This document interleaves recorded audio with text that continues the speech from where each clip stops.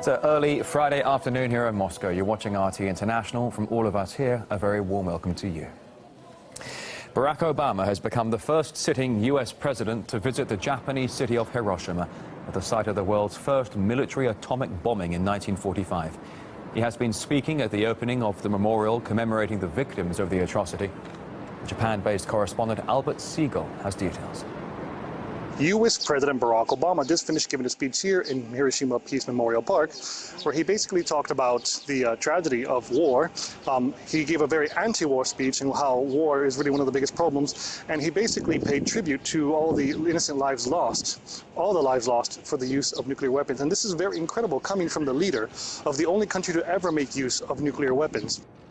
But we have a shared responsibility to look directly into the eye of history and ask what we must do differently to curb such suffering again. Just last night, there were a number of protests outside of the Atomic Dome where people were chanting that Obama shouldn't be here. There were anti-Obama chants, anti-Abe chants. Now, the site pays tribute to the city of Hiroshima, which is the first city in the world to be attacked using nuclear weapons. It's a legacy that continues to affect citizens and survivors and the descendants. Hiroshima and Nagasaki are the only cities to have suffered nuclear attacks, with hundreds of thousands of people affected.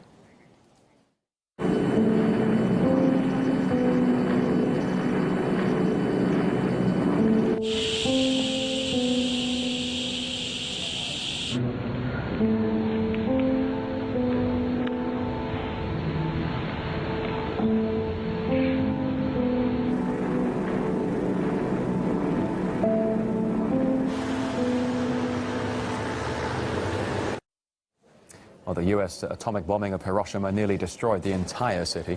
A second nuclear attack 3 days later on Nagasaki in southern Japan killed 70,000 more.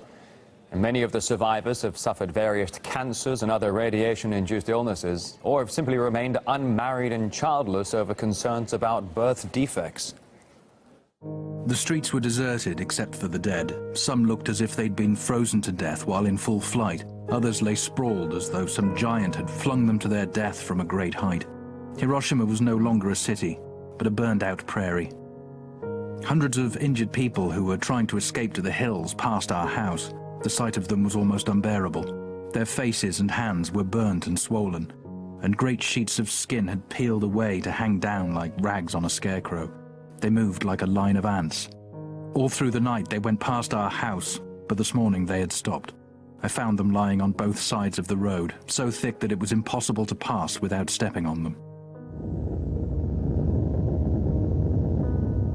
で、天井が落ちてきて、で、壁とか机とかにガラスの破片が突き立ってて、私もガラスの破片が突き立ったんですけども、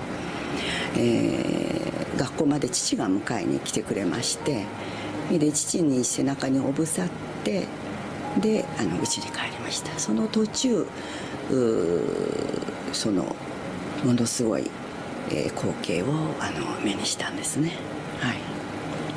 それで、帰る途中に爆心地で被害を受けた人たちが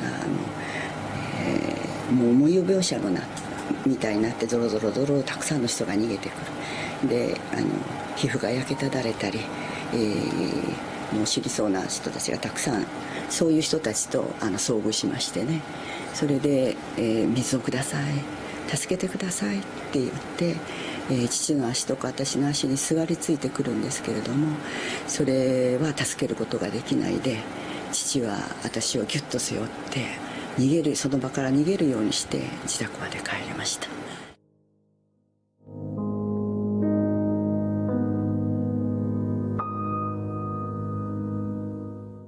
In World War II, Japan fought on the side of Nazi Germany and battled in the Pacific theater against Allied forces. Tokyo had already moved to actually offer its surrender. Nevertheless, the U.S. still claims the atomic bombs were necessary to end the war. However, many want to hear an apology from Washington for a bombardment often described as unnecessary. But according to the U.S. president, that's for historians to decide, and other American politicians support that view. The Japanese have not asked us to come and reflect on the wisdom or not of that decision, nor have they asked for the United States to apologize. And in any event, we would not. With Barack Obama, I have this sick feeling in my stomach that he's going to go and apologize. The White House says that's not going to happen. Honestly, I'll believe it when I see it. Japanese citizens rallied against the visit, but police were quick to stifle any protests. Some atomic bomb survivors say they don't need an apology, but they want to ask Barack Obama to keep his promise to prevent the spread of nuclear arms instead of increasing America's nuclear arsenals. Gregory Clark, a former Australian diplomat and current contributor to the Japan Times magazine, he says Obama thinks of himself as a pacifist, and that's interesting. I have a feeling that Mr. Obama doesn't really know what's going on within his government, that you have the military, the Pentagon, who basically have their own policies, do what they like, and Mr. Obama is unable to control them.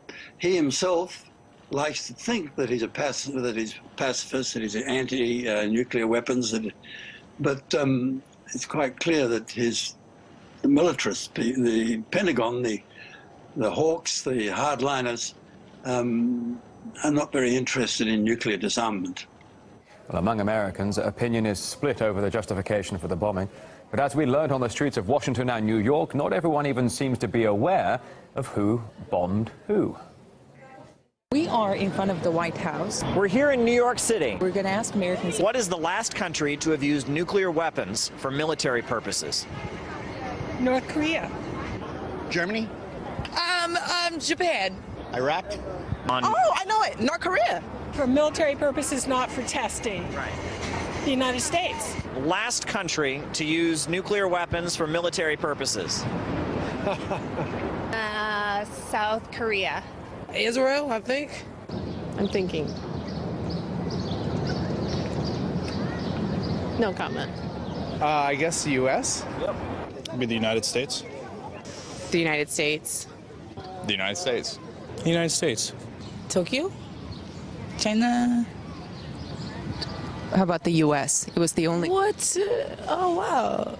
Oh, that's cool. Barack Obama has been in Japan for 2 days now for the G7 meeting. You can see here the mood has been lighthearted among the world leaders. Iraqi forces are engaged in fierce fighting with Islamic State militants, fortified in the key city of Fallujah. Our sister channel, RT Arabic, has filmed the following exclusive video from the embattled area.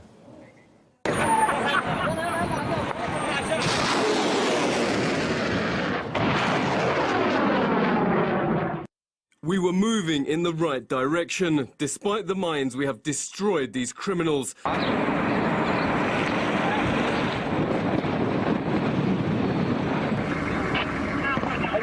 Military operations are ongoing in all directions. All commanders are in place. Security forces are in special positions, as well as people's militia. Victory is imminent. Meantime, President Barack Obama has reassured the Prime Minister of Iraq that the U.S. will continue to aid in the country's fight against jihadists. However, in an exclusive interview, Iraq's former defense minister says U.S. and international involvement runs much deeper. I wasn't that free in terms of decision-making as a defense minister. Each department within the ministry had American inspectors. The Australians and Brits were among them too. There was not a single office in the ministry without an inspector. When bribe rumors emerged, nobody, even Prime Minister Ayad Alawi, came out to say that the ministry is governed by American forces.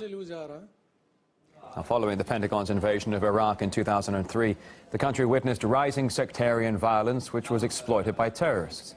And Mr. Al-Shalan again believes Washington's engagement left Iraq in ruins, with the U.S. failing to stick to its promises of rebuilding the country.